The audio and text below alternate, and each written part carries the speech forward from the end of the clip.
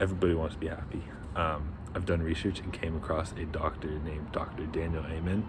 He has done research on celebrities, and he's written a couple books, which is really fascinating. So I'm just going to explain how what he has to say is really important and how brain health greatly impacts your happiness. So in a podcast with Sean Stevenson on the Mental Health Show, he mentions how pleasure and dopamine is good for your body, but when you receive it too strongly or often, this creates an addiction, and this is when you need more of this addiction or dopamine hit to stay baseline, which is not what you want.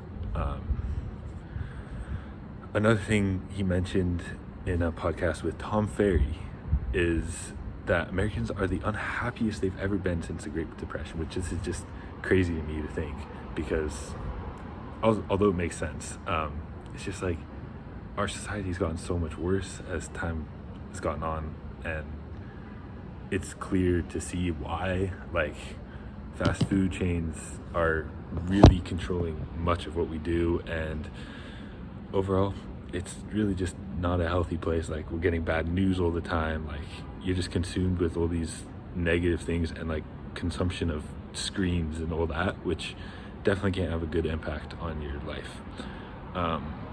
So then he goes further to explain how sugar is bad, and everyone is so addicted to sugar. And one of the things he said was how Coca-Cola is like, you open happiness, is one of their slogans, and it's like they're promoting happiness, even though sugar, he quotes, is the enemy of happiness, which it is. It really affects your brain very poorly when you look at the science, and he explains the science in his podcasts with people, and it's really fascinating to listen to. And so you not only gain weight when you consume sugar, your brain also decreases in size and its capabilities of memory, focus, and all this other really things that really are important to how you function as a human. Then he explains the effects of drugs and marijuana and alcohol, which are just bad for you in general. I don't know why so many students and teenagers think that marijuana is good for you. Like, I've heard that so many times, and it's a drug. It shouldn't be good for you, even though it's so common and is used daily by a lot of students, and it's just getting bigger, and it's not really healthy. And everyone should know that alcohol is also very bad for you, and it doesn't have a good impact on your health or happiness at all. But one of the greatest things that I thought was like really fascinating with his interview is how he said happiness is a moral obligation.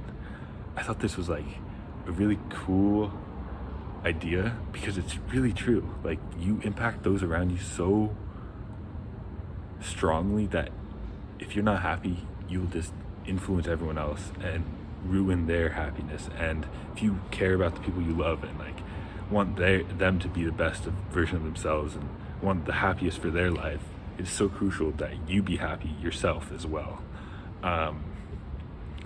So overall, I think happiness is super important, and good brain health is super important for all aspects of your life, like relationships, focus, memory, school, everything. I've seen how smoking and marijuana has impacted people's brains. People lack focus the day after, or like, especially drinking, you can't focus at all. And marijuana, you just can't focus or do anything when you do drugs, and it's going to have a lasting impact. So I think it's just important to limit them or do none at all, which is very uncommon in college. But so overall, I think it's important to create an environment where you can be happy and create a good brain health. So no sugar, like all the things you would like think of. So yeah, I feel like he also mentioned like no cheating, no cheat days, which I agree with. People just overuse cheat days, like they have a cheat day like every weekend or whatever. It's like, it's not that hard to just not do it if you want to actually care about your health. An alcoholic's not gonna drink once and call it a cheat day. Like, same thing for food and sugar and all that. So it's been normalized doing these harmful things, and I think that we should be changing that as a society. And it's very surprising how negative things have turned in the past couple of years. But yeah,